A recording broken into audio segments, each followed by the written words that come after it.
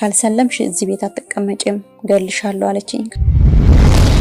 ተያይዘው የስላሴ ስዕል አልያዝላታል። መጀመሪያ የስላሴ ስዕል እንደዚህ ተጠይፋ በሶፍት ነው ያዘችው። ታቃጥያለሽ ወይ አታቃጥዩም ያለችኝ። ከዛ እኔ አላቃጥልም አልኳት። አቃጥለው አላቃጥልም ለካ አንቺ ሙጅሪም ነሽ አሁንም ለካ ሙስሊም ነኝ የምትይው ውሸትሽን ነው ብላ ከዛ ቢላ መጣች። ግደይኝ አልኳት። ችግር የለውም ግደይኝ።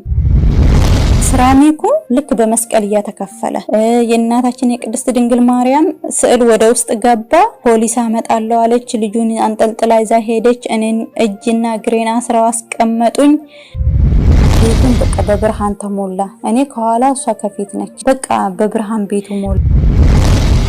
በሳውዲ አረቢያ ሊሆንና ሊደረግ የማይቻል እንኳን ማድረግ ቀርቶ የማይታሰብ ክስተት በእምነቷ ጽናትና በታማኝነቷ እመቤታችን ቅድስት ድንግል ማርያም ተገልጣ በዚያ ክርስቶስ በማይታወቅበት ኢየሱስ በማይመለክበት በሀገረ ሳውዲ አረቢያ የነበራትን እምነትና ያደረገችውን ተጋድሎን በሚመለከት ካሰሪዋ ይደርስባት የነበረውን ጫና ከሶላት መስገድ እስከ መካ ሐጅ ድረስ አድርጋ በመጨረሻም በድንግል ማርያም መገለጥ ወደ ልቧና ወደ እምነቷ ተመልሳ አስደናቂ ተጋድሎ እየፈጸመችው ይህች ኢትዮጵያዊት ኦርቶዶክሳዊት ክርስቲያን የነበራትን ክስተት በተመለከተ እንዲህ በሚገርም ሁኔታ ምስክርነቷን ሰጥታለች።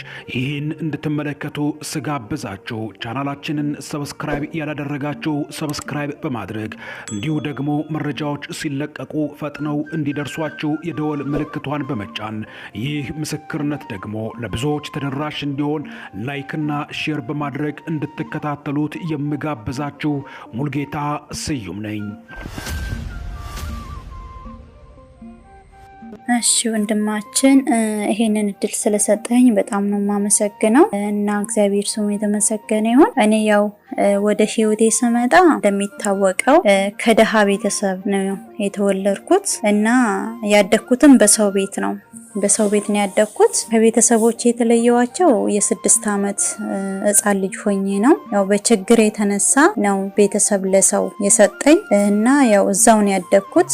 እንደገና ደግሞ ያው ቤተሰቦቼን በአመት አንዴ ወይ ለእንቁጣጣሽ ወይ ለፋሲካ ለጠይቃቸው ስመጣ ያው ቤተሰቦች ክርስቲያን ናቸው፣ በእስመ ክርስቲያን ናቸው፣ ግን በአዳም ልኮ ይከተላሉ። በአባቴም በኩል በእናቴም በኩል በአዳም ልኮ ነው የሚያመልኩት። ጫሌ ያለ እንደገና ዛፍ ስር በ6 ጦት ጀበና ቡና ማፍላት አለ።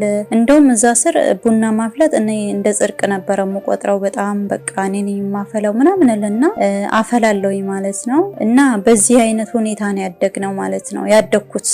እና እህቶቼም አሉ እነሱም እንደዛ ነው ያደጉት ማለት ነው። ህዳር 31 ብዬ ስደትን ጀመርኩ ማለት ነው። ሳውዲ ስደት ጀመርኩኝ። ከዛ በቃ እንደሄድኩኝ የስደት ህይወት ብዬ ጀመርኩኝ።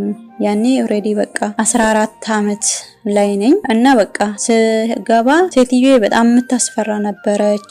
እንደገና 2 ልጆች አላት። እንደገና ባልየው ፖሊስ ነው። በጣም ያስፈሩ ነበረ። በቃ ይከብዱ ነበረ እና ያው ቋንቋም ሳታውቁ ስትቀሩ በጣም ከባድ ነበረ። እየሰራው ያለሁኝ መስቀል አንገቴ ላይ ያየች። ከዛ አንቺ ክርስቲያን ነሽ አለችኝ። አዎን አልኳት። እኔ ክርስቲያን አልወድም አለችኝ።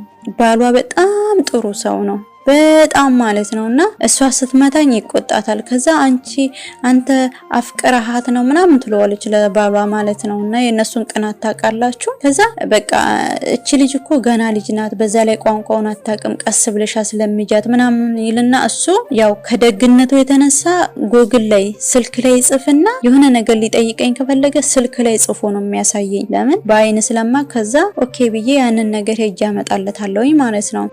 እና እሷ ግን በጥፊ ነበር የምትመታኝ እና በቃ እንደዛ እያልኩኝ ክርስትና መሆኔንም እንግዲህ አውቃለች እና እንደዛ እያልኩኝ 4 ወር ተቀመጥኩኝ። ከዛ አንድ ቀን በቃ ጸሎት እያደረኩ እያለሁ መጣች። ግን ጸሎት ማረገው በዛን ሰዓት በቃ ከፍቶኝ ነው፣ በጣም ከፍቶኝ ጸሎት አደረኩኝ። ብቻ አላቅም እንዴት እንደሆነ አላቅም።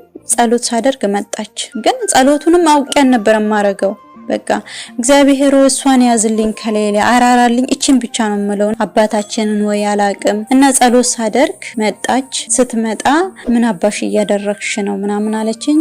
ከዛ ምንም በቃ ተንቀጠቀጠ፣ ሰውነቴ በሙሉ ተንቀጠቀጠ። ከዛም በኋላ በቃ ፍርሃት የሚባል ነገር ከገደለችኝ ትግደለኝ፣ ያው እነሱ መግደል ደንባቸው ነው ብዬ በቃ ማለት ስለምሰማ ይገላሉ፣ ዘይት ያፈሳሉ ምናምን ስለሚሉ የፈላ ዘይት ላችሁ ላይ ይደፋሉ ምናምን ስለሚሉ እንደዛ እንትን አልኩኝ። አላሜ በውስጤ እግዚአብሔር ወይ እኔን ጥሩ ቦታ ካደረስከኝ ለቤተሰቦቼ እህቶቼን ሰብስቤ አስተምሬ እንደገና ደግሞ ለቤተሰቦቼ በጣም በቃ ቤተሰቦቼ ዝቅተኛ ህይወት ላይ ስለሆነ ዝናብ ሲዘንብብን እውነቴን ነው የምለው ዝናብ ሲዘንብ ማለት ነው በጣም በቃ ጎርፉ ስራችን ይገባ ነበረ። እንደገና ጅብ ሲሄድ በጎዳና ላይ እናያለን። ቤታችን በጣም ፍርስርስ ያለች ናትና በህይወቴ በቃ ለቤተሰቦቼ ሰርቼ ቤተሰቦቼን እለውጣለሁ፣ እነሱን ከእንደዚህ ህይወት አወጣለሁ።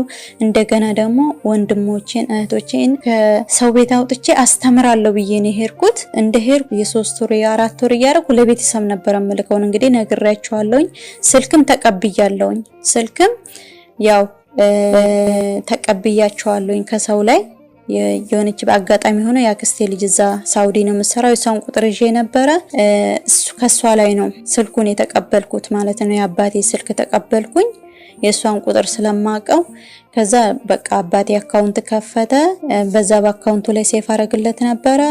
እልክላቸዋለሁኝ። እየተሻሻሉ መጡ እነሱም። እኔም 5 ወር ሆነኝ እና ያኔ ያው 300 አይደለም 700 ሪያል ነው የሚከፈለኝ። ግን በዛ ውስጥ ሁሉ ተመችቶኝ አይደለም፣ ግን ብሩን ስለማገኝ በቃ ብሩ ጣፈጠኝ። በዛን ጊዜ በቃ ብር ነው እኔ እንጂ የራሴ ነገር ላይ ትኩረት አላደርግምና ስትመታኝ ራሱ እዛስ እንደዛ ደሜ ደማ ይለ እንደ ኢትዮጵያ ላይ በሰው ቤት ተቀጥሬ ምናምን ብዬ በቃ ችለዋለሁ ሁሉንም ነገር። በጣም ነው የምትመታኝ፣ በጥፊ ጮህ ስታረገኝ እውነቴን ነው የምለው በጣም ነው የሚያመኝ። ግን አለቅሳለሁ፣ ዝም እላለሁ፣ ወዴትም መሄጃ የለኝም፣ ከሰው ጋር አታገናኘኝም። እንደዛ በቃ 4 ወር ጨርሼ 5 ወር ገባሁ። ከ5 ወር ወደ 6 ወር ገባሁኝ። አሁን በደንብ ቋንቋ በቃ አወራለሁ። አረብኛም በደንብ ነው የማወራው። አንድ ቀን እንዲሁ ቁጭ ብዬ ከልጆቹ ጋር እየተጫወትኩኝ ልጆቹ በጣም ይወዱኛል። በጣም የሷ ልጆቹ 2 ናቸው። በጣም ይወዱኛል ማለት ነውና ልጆቹንም ደግሞ አንዳንድ ቀን እቺ ሙጅሪም ሲሄር አድርጋባችሁ ነው። ሲሄር ማለት እንግዲህ መተት ነውና መስተፋቅር አድርጋ መታ ነው እቺ ሙጅሪም ብላ ልጆቹን ከኔ ጠገብ እየደበደበች ነበር የምትወስደው ማለት ነው። እና ልጆቹ ደግሞ ሮጠው እኔ ጋ ነው። እኔም በጣም ወዳቸዋለሁ። እንደዛ እያልኩ በቃ ቋንቋኑም ተለማመርኩት፣ እያወራው መጣው። ከዛ በቃ ብሶቴንም ሁሉንም ነገር ዝም ብዬ ቻላ አድርጌ መቀመጥ ጀመርኩኝ። አንድ ብላ በቃ 7ኛ ወር ላይ ጀመረች ፈተናው ማለት ነው። ካልሰለምሽ እዚህ ቤት አትቀመጪም ገልሻለሁ አለችኝ። ከዛ